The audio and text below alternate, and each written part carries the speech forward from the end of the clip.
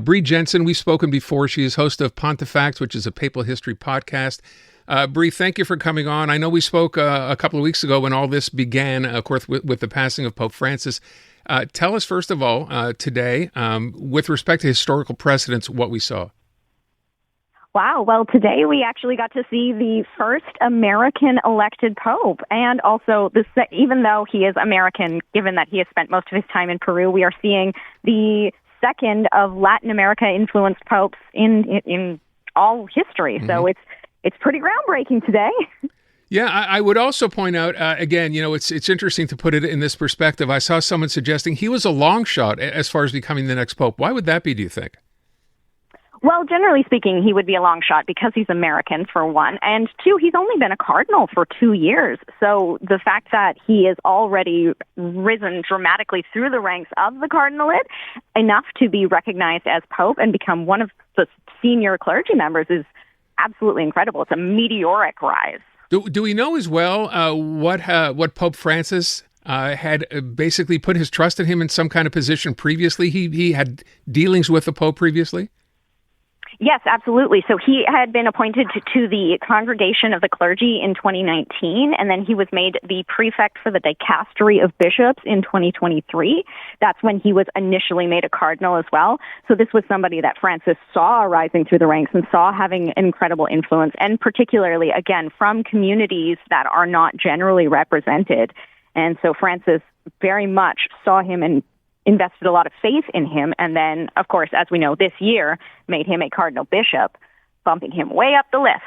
Yeah, I would point out, by the way, I said just off the top, fairly quickly, right? We know that, historically, sometimes it's taken, I think they said back in the, 12 or 1300s, you would know, it took 2 years to select, not that you're that old, it took 2 years to select a new pope. This took 2 days. Oh, almost 3 years to elect a pope in that election. But yes, this was a very quick election. We only had 4 ballots to come up with a pope, which is as fast as they elected Pope Benedict XVI, who was considered a shoo-in at the time.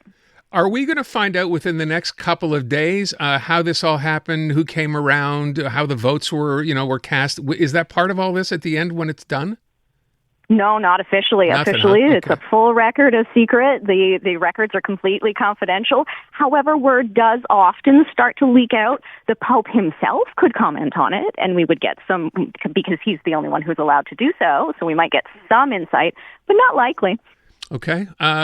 If I can ask you, as someone who's studying this for so long, it has been, were you surprised by this pick? I was not terribly surprised because he had come up on a couple lists of the Papabile candidates, but he was considered quite a long shot. So I had thought there were a couple candidates that were more likely, but yeah, he was a name I had heard. Okay, and what do we expect from him? I know his first words were "Peace be upon you" to the people gathered, of course, in front. What are we expecting to hear from him in terms of how he will carry out his term?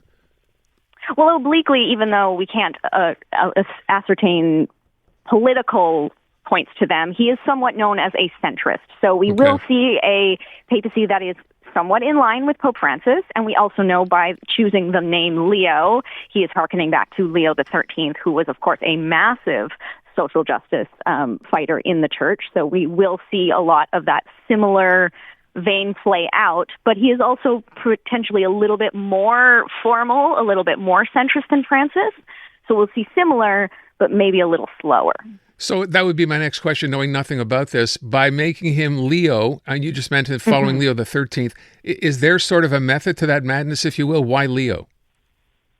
Well, Leo was absolutely a dominant force in the church. He's probably one of the best known popes of the modern period. He was pope for an incredibly long time. He was, like I said, a massive force for social justice and for, again, all the things that Francis stood by. Before Francis, when we talked about progressivism in the church, we would have been talking about Leo the 13th.